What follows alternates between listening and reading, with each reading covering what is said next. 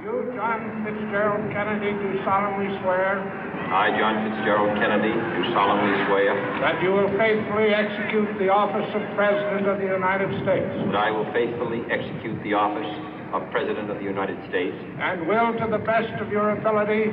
And will, to the best of my ability. Preserve, protect, and defend the Constitution of the United States. Preserve, protect, and defend the Constitution of the United States. So help you God. So help me God.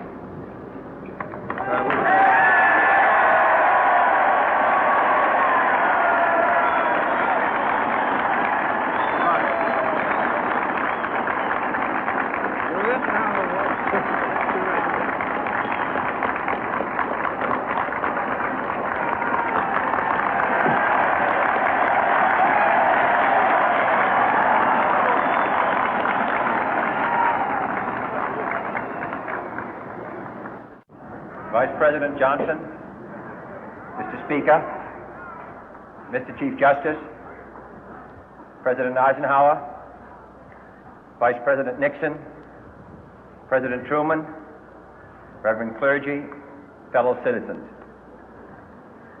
We observe today not a victory of party, but a celebration of freedom, symbolizing an end as well as a beginning, signifying renewal as well as change. For I have sworn before you and Almighty God the same solemn oath our forebears prescribed nearly a century and 3/4 ago. The world is very different now, for man holds in his mortal hands the power to abolish all forms of human poverty and all forms of human life. And yet the same revolutionary beliefs for which our forebears fought are still at issue around the globe. The belief that the rights of man come not from the generosity of the state, but from the hand of God. We dare not forget today that we are the heirs of that first revolution.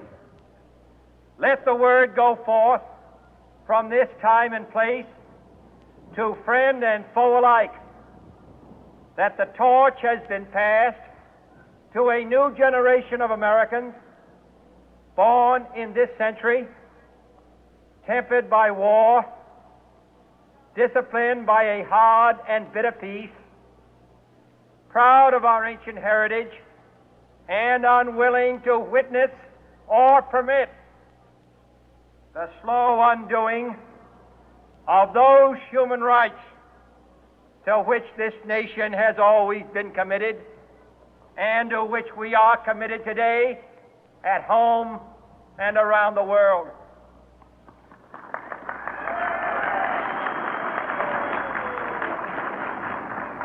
Let every nation know, whether it wishes us well or ill, that we shall pay any price, bear any burden, meet any hardship, support any friend, oppose any foe to assure the survival and the success of liberty.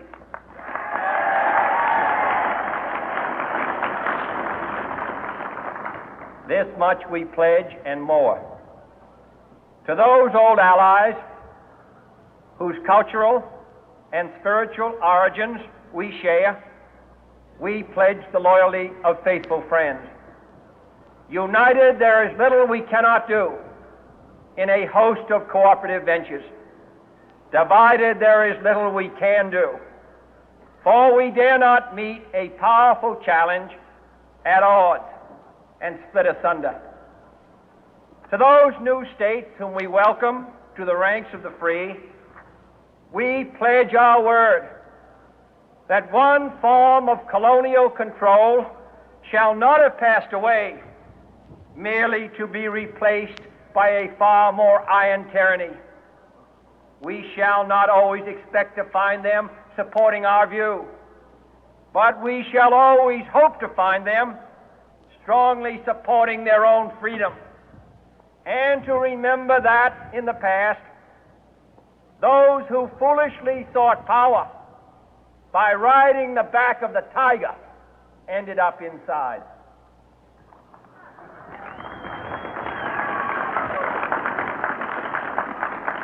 To those people in the huts and villages of half the globe struggling to break the bonds of mass misery, we pledge our best efforts to help them help themselves for whatever period is required, not because the communists may be doing it, not because we seek their votes, but because it is right.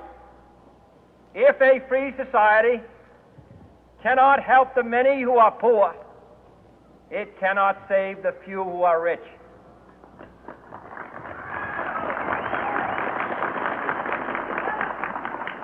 To our sister republics south of our border, we offer a special pledge to convert our good words into good deeds, in a new alliance for progress, to assist free men and free governments in casting off the chains of poverty.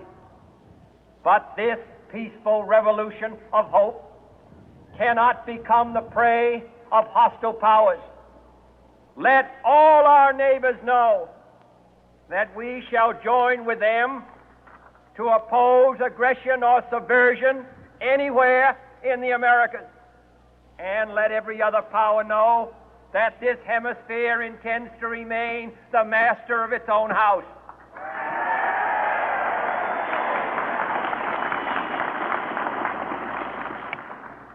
To that World Assembly of Sovereign States, the United Nations, our last best hope, in an age where the instruments of war have far outpaced the instruments of peace, we renew our pledge of support to prevent it from becoming merely a forum for invective, to strengthen its shield of the new and the weak, and to enlarge the area in which its writ may run. Finally, to those nations who would make themselves our adversary, we offer not a pledge, but a request that both sides begin anew the quest for peace. Before the dark powers of destruction, unleashed by science, engulf all humanity in planned or accidental self-destruction, we dare not tempt them with weakness, for only when our arms are sufficient beyond doubt can we be certain beyond doubt that they will never be employed. But neither can two great and powerful groups of nations take comfort from our present course, both sides overburdened by the cost of modern weapons, both rightly alarmed by the steady spread of the deadly atom, yet both racing to alter that uncertain balance of terror that stays the hand of mankind's final war. So let us begin anew, remembering on both sides that civility is not a sign of weakness, and sincerity is always subject to proof. Let us never negotiate out of fear, but let us never fear to negotiate.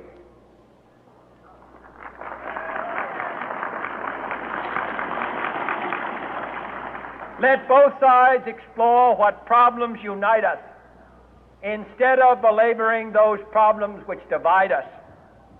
Let both sides, for the first time, formulate serious and precise proposals for the inspection and control of arms, and bring the absolute power to destroy other nations under the absolute control of all nations.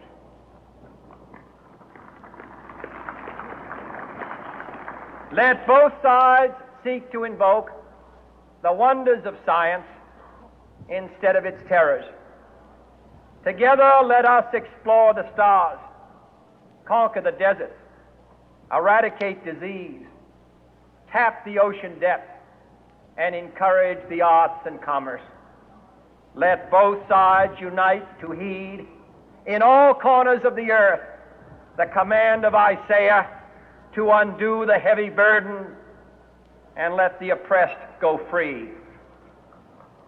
And if a beachhead of cooperation may push back the jungle of suspicion, let both sides join in creating a new endeavor, not a new balance of power, but a new world of law, where the strong are just and the weak secure and the peace preserved. All this will not be finished in the first 100 days, nor will it be finished in the first 1,000 days, nor in the life of this administration, nor even perhaps in our lifetime on this planet. But let us begin.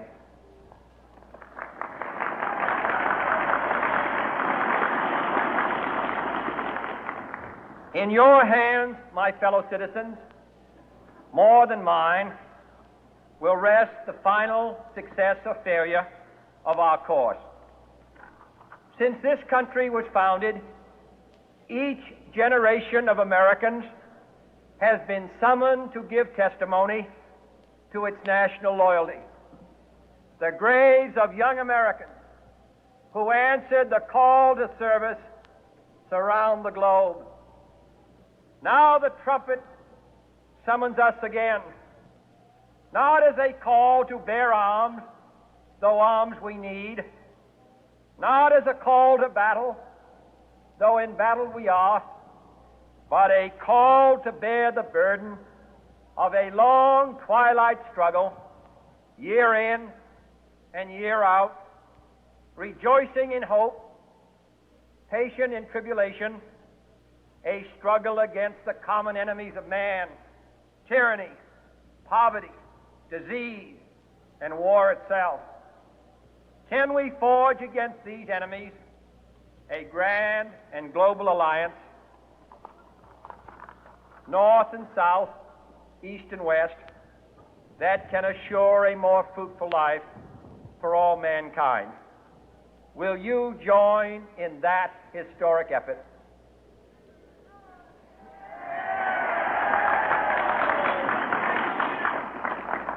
In the long history of the world, only a few generations have been granted the role of defending freedom in its hour of maximum danger. I do not shrink from this responsibility. I welcome it.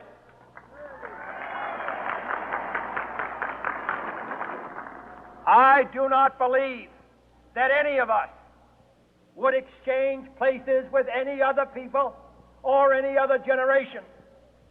The energy, the faith, the devotion which we bring to this endeavor will light our country and all who serve it. And the glow from that fire can truly light the world.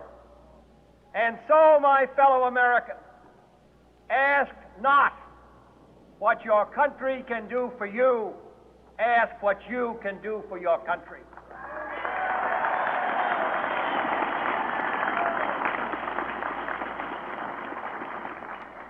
My fellow citizens of the world, ask not what America will do for you, but what together we can do for the freedom of man.